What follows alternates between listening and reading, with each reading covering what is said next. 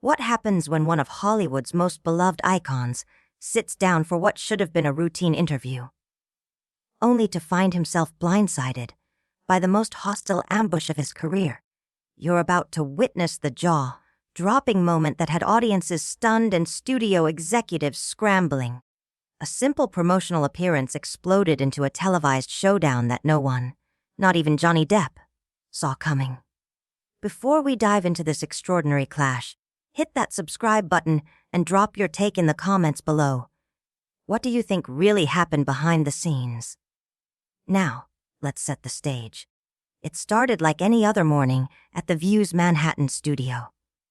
Johnny Depp arrived early, his publicist briefing him on what should have been a breezy, standard press appearance for his latest film.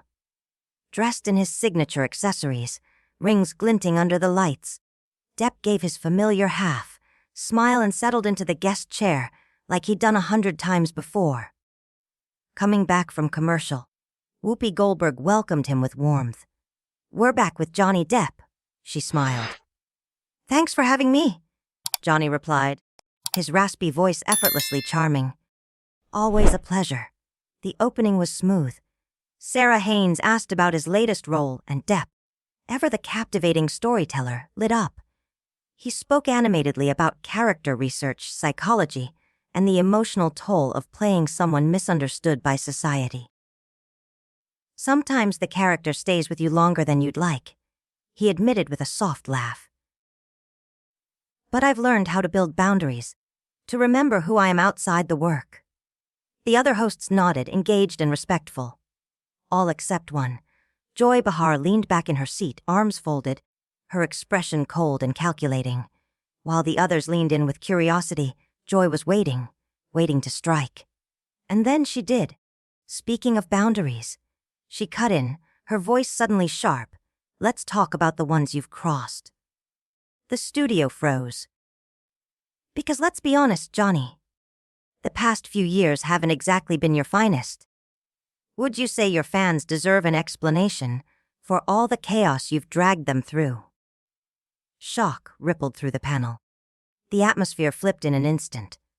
Whoopi tried to pivot, but Joy wasn't letting go. Johnny's posture changed. His relaxed demeanor straightened into alert focus. "I'm not sure what you're referring to," he said evenly, though his grip tightened on the chair. "Oh, come on," Joy pressed. "The lawsuits, the headlines, the relationships. Do you really expect us to separate the art from the scandals?" The temperature dropped. The audience was dead silent.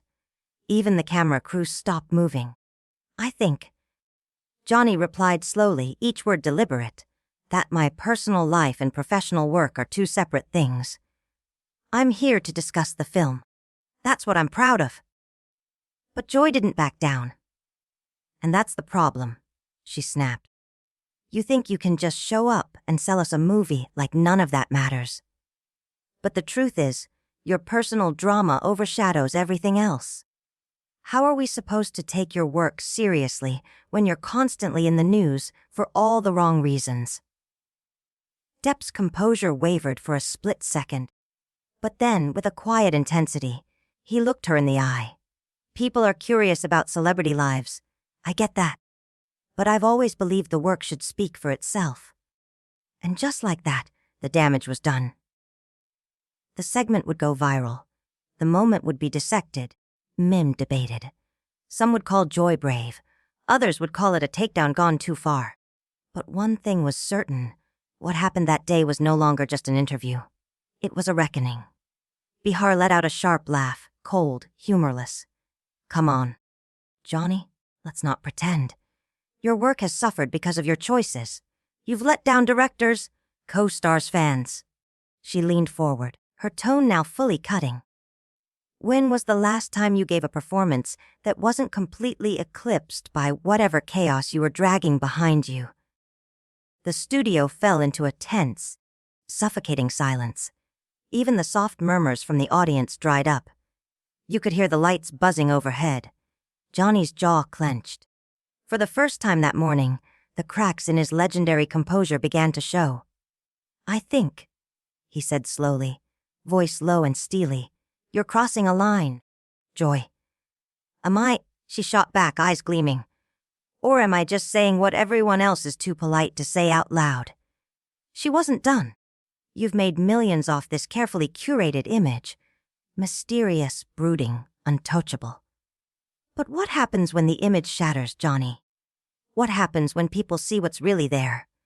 The camera zoomed in on his face, once soft, now carved in stone. His eyes had lost their warmth, replaced with something colder, sharper. You know what, Joy, he murmured barely above a whisper. I came here in good faith, to talk about the work, about something I cared deeply about. But clearly, you're not interested in that. You're not here for a conversation. You're here for a takedown.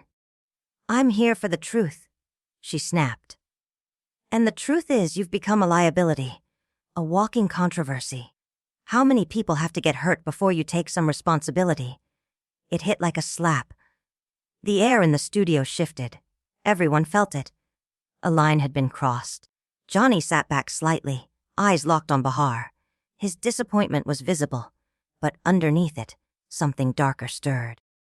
You want to talk about people getting hurt? His voice, now cold and metallic, cut through the silence. Then let's talk about what happens when people like you use their platform to attack instead of understand. Let's talk about the weight of having a microphone and choosing to turn it into a weapon. Sarah Haynes raised a hand, almost instinctively, like a teacher trying to stop a fight in class. Okay, maybe let's. But no one heard her. The two were locked in. Behar leaned back, smirking, satisfied. So now I'm the problem? She scoffed.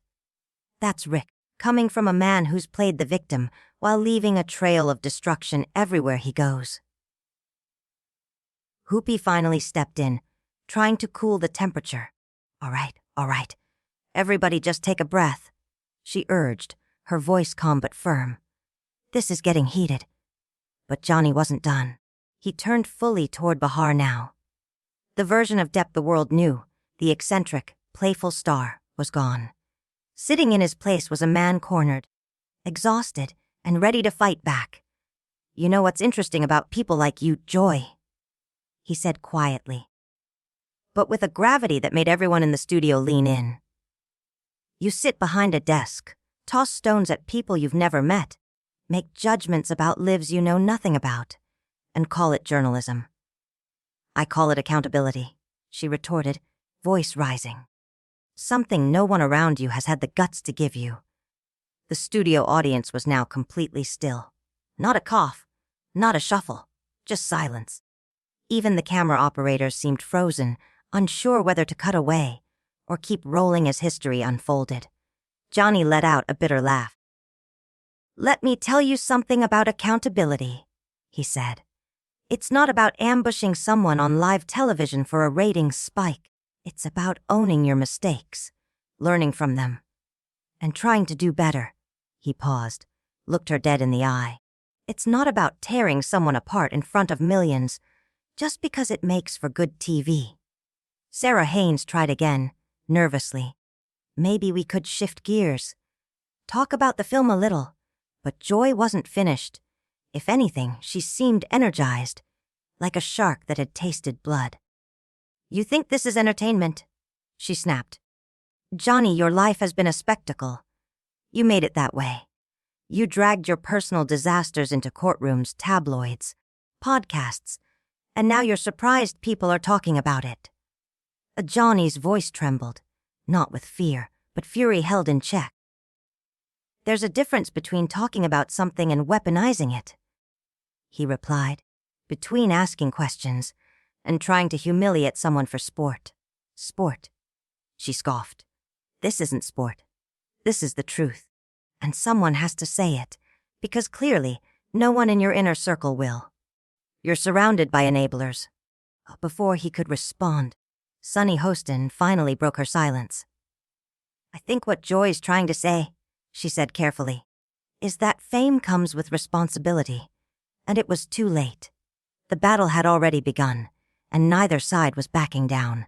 Sunny Hostin finally spoke, her tone cautious, searching for a middle ground. Sometimes being in the public eye means facing hard questions, she said gently. Depp turned to her. His expression softened just slightly. Sonny, I get that. I've been doing this for over 30 years. I've answered the tough ones. I've taken responsibility for my mistakes. I've tried to grow. But what's happening right now? He looked back toward Behar. This isn't about accountability. This is about cruelty, dressed up as journalism. The word cruelty landed in the room like a dropped weight. You could feel the mood shift. The hosts exchanged uneasy glances. Even the camera crew behind the scenes looked visibly uncomfortable. Behar's face flushed. Her voice came back sharp, defensive. Cruelty. You want to talk about cruelty, she snapped. What about the people you've hurt? The colleagues you've let down? The fans who believed in you? What about their pain? And what about the cruelty? Depp shot back, his voice rising with anger for the first time, of judging an entire life based on headlines and hearsay, of using your platform to kick someone who's already crawling. The tension was now suffocating. The audience was dead silent, and the other hosts looked like they wanted to sink into their chairs. Behar leaned forward, her voice now nearly a shout. No one forced you to live in the spotlight, Johnny. No one made you live your life like a train wreck. You built this bed, and now you're angry that you have to lie in it.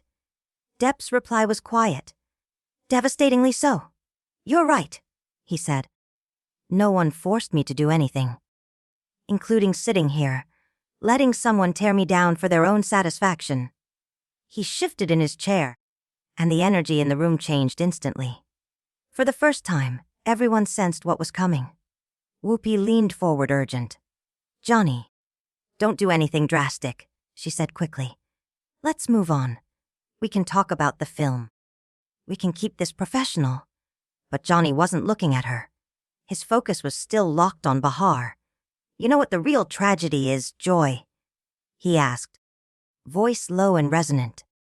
You had a chance to have a real conversation, to ask meaningful questions, to help your audience understand something about being human.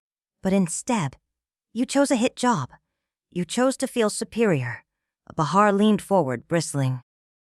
Don't lecture me about missed opportunities, she snapped. You've had more than anyone.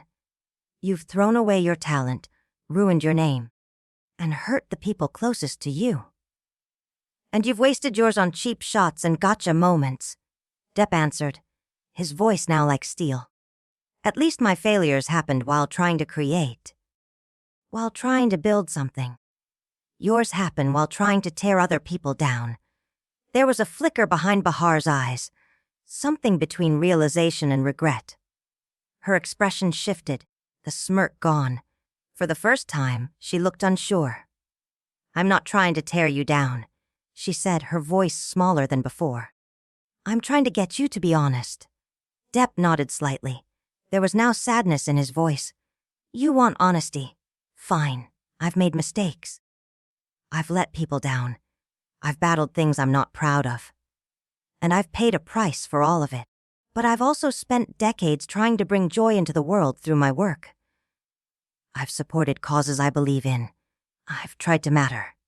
And yes, I've failed sometimes, but I've never stopped trying to be better. He looked directly at her now. The difference between us, Joy, is that when I fail trying to create something beautiful. When you fail, it's while trying to destroy something someone else built. The words hit with brutal force. The entire studio seemed to physically recoil. Behar's expression flickered, from anger to shock to something dangerously close to shame. For a moment, it looked like she might actually back off. But then she straightened, her pride digging in. How dare you? She hissed, her voice trembling with rage. How dare you sit there and pretend to be some misunderstood artist when you've caused real pain to real people? You think making a few movies gives you a pass to act however you want. Depp's eyes narrowed. The gentleness was gone now, replaced by something raw and sharp-edged. And you think hosting a talk show gives you the right to destroy people for sport? He fired back. You think that sitting behind a desk with cameras pointed at you makes character assassination part of your job description. My job, Behar said, nearly shouting now, is to ask the questions that matter. No, Depp said, cutting her off. Your job is to inform, not incite. To question, not condemn. You think cutting through publicity nonsense means cutting people open on live TV. The studio was frozen. The audience was silent. The battle line had been drawn, and the world was watching. The truth is, you're a has-been, Behar snapped, her voice slicing through the studio air like broken glass. More famous for your personal disasters than anything you've done on screen. The words hit like a detonation. The room didn't just go quiet, it collapsed into a vacuum. The other hosts sat frozen, eyes wide. Behind the cameras, even seasoned crew members shook their heads in disbelief. Sarah Haynes slowly lowered her face into her hands. She couldn't watch. Depp didn't speak, didn't blink. He just sat there, motionless, his expression flickering through shock, pain, rage, and then something else. He smiled. But it wasn't his usual offbeat charm. It was slow, controlled, and ice cold. You know what, Joy, he said softly, his voice laced with danger. You're absolutely right about one thing. He paused, letting the silence stretch, just long enough to make everyone lean forward. I am more famous for my disasters than my work lately, and sitting here, letting you tear me apart on daytime television, would just be another one to add to the pile. Then, without a word, Depp began to rise. The studio inhaled. Whoopi Goldberg leaned forward immediately, panic in her voice. Johnny, please, don't do this. We can move past this. We can talk about the film. But he was already unclipping his microphone. Every motion deliberate. Final. No, Whoopi. We can't move past this. Because what just happened here. This wasn't a disagreement. This was a public execution, dressed up as an interview. He turned to Behar. The calm in his voice now carried a lethal edge. You want to know the real tragedy, Joy. It's not that I've made mistakes. It's not that I've disappointed people. It's that you have made a career out of cruelty, and you've convinced yourself it's the same thing as honesty. Behar's face was flushed red, her knuckles white against the edge of the desk. You don't get to walk away from this, she said, her voice trembling with fury. You don't get to turn this around and make me the villain. Depp's response was razor-sharp, but almost eerily quiet. I'm not making you anything, Joy. I'm just refusing to play the part you wrote for me. He gently placed the mic on the table. That simple gesture, no slamming, no theatrics, felt like the loudest moment of the entire interview. You want to paint me as the villain? Fine. But you'll have to do it without me. Sunny Hostin reached out, her voice nearly pleading. Johnny, please. We can fix this. We can talk about the movie. We can make this work. He glanced at her, his expression softening just a little. Sunny, I appreciate that. I do. But some things they break. And you can't put them back together just because the cameras are still rolling. He looked around the studio, at the stunned hosts, the shell-shocked crew, the breathless audience. Then his gaze settled back on Behar, and his tone shifted, almost pitying. You know what I wish for you, Joy, he said. I hope someday you find something, anything, that brings you the kind of joy you get from trying to break other people. Because whatever this is, it's not sustainable. It'll eat you from the inside out. Behar opened her mouth to fire back. Don't you dare psychoanalyze me. But her voice wavered. For the first time, it lacked the venom that had carried it through the confrontation. Depp tilted his head, studying her. If you really think this was just a simple interview, he said with a laugh, cold, bitter, and humorless, then you're even more lost than I thought. This wasn't journalism. This was spectacle. This was a flogging. And I'm not interested in playing your entertainment for the day. He turned and began walking toward the edge of the set. Suddenly, the room sprang into chaos. Producers gestured frantically.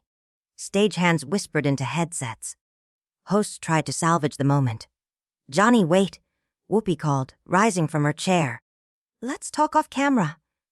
We can fix this." Depp turned one last time. "Whoopi, I respect you. This isn't about you. It's not about the view. It's about refusing to be a victim in someone else's power trip."